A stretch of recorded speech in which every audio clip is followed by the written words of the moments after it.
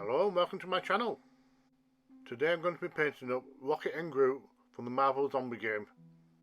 I just want to clarify that these are the alive version of these characters.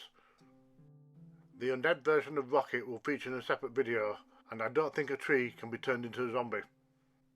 Right, the first step is to prime both these guys up, and I'm going to paint these one at a time, starting with Groot, who first of all gets covered in a light brown paint,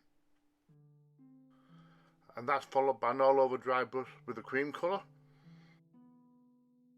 Then I painted the stone on the base in a light grey colour, and I followed that up with a black wash. And then I gave it a dry brush with some white paint for the highlights. And just to help his facial details stand out a little bit better, I added a couple of drops of panel liner. And that's Groot pretty much finished, nice and quick. Then finally I added a neat black trim to the base. And then moving on to Rocket, I start off by painting his fur brown. Then I give him a dry brush with some cream paint, and this should help his fur to stand out. I then painted his nose and panda eyes in black, and then added on a little bit of white for the eyes. I never paint on the pupil because they're so difficult to get right. And for the tail, that's painted in black and white, and thankfully it's marked out on the scoop where the colours change. And for the jumpsuit I painted that orange, and that needed a couple of coats. The pouches on the belt were painted in dark brown, and the belt buckle itself was painted in silver. For both weapons they were painted in gunmetal.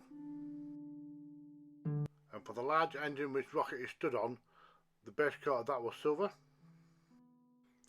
And on top of that I painted some additional details in copper. And then added a few drops of panel liner to help the other details to stand out. As this seats into the recesses and helps create some solid black lines. I painted all the rubble on the ground in a light grey, and then covered it in a brown wash to represent the build-up of dirt. And with the exception of a little bit of touch-up work, all that remained to do was paint the edge of the base in black. And then I sealed everything in with a matte sealer, and these guys are done. And that's another pair of players I can add to my Marvel Zombicide game. And I must point out that I do love these sculpted bases. They add so much more character to the miniatures.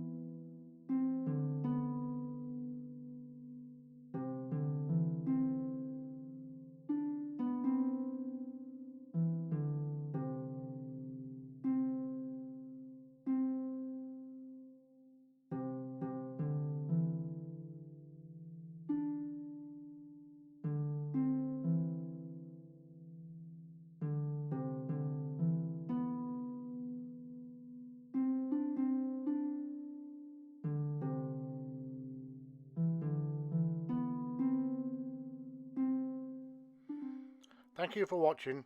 Don't forget, if I can do it, so can you.